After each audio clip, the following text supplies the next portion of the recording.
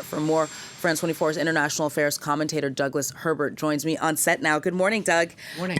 So Biden's trip comes, of course, amid widespread blowback from allies on his administrations to provide Ukraine with cluster munitions, and how Washington and Kyiv are justifying that.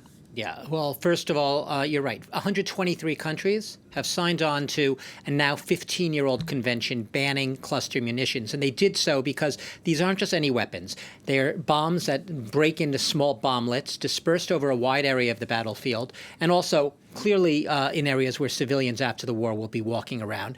And they tend to linger there, and they can explode years later. They can maim, grievously harm, and kill civilians, which is why they have raised such ferocious objections from humanitarians, from human rights groups, and just ordinary people.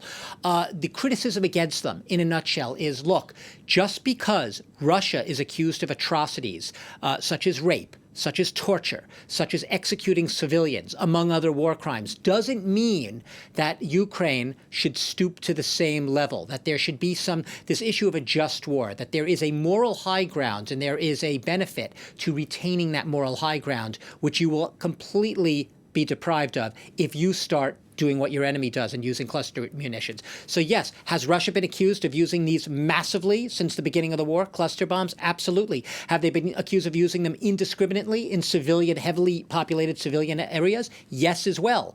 Does Ukraine say it won't be doing that? Yes, it does say that. They say they'll be concentrating on areas, Russian-occupied territory, where there are troops, concentrated troop formations to flush them out of dug-in trenches.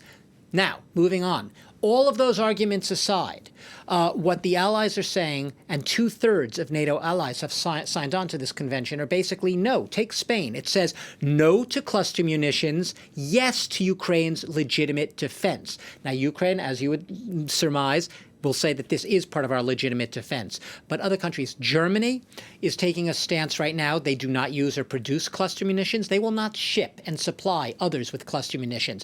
At the same time, its president said in the past couple of days, it's not going to block the U.S. decision. It can't block the U.S. Now, the U.K. is taking a different position, basically saying it does not use or produce, and it is not going to ship. And it hasn't said anything about where it stands with really respect to this U.S. decision. Canada, dead set against it. A lot of other allies. So there are a host of countries, including, I believe, Poland and Lithuania, who never signed on to the convention. These are the countries in the front lines of Russia, have seen Russia's aggression. They are more inclined to give the nod to the U.S. decision to use cluster munitions. But it clearly has caused a split among allies, among this broader philosophical debate, the moral, the ethical issues, the question of what is a just war. Is there such a thing as one side being more justified in using cluster munitions than another side if they're using them to different purposes?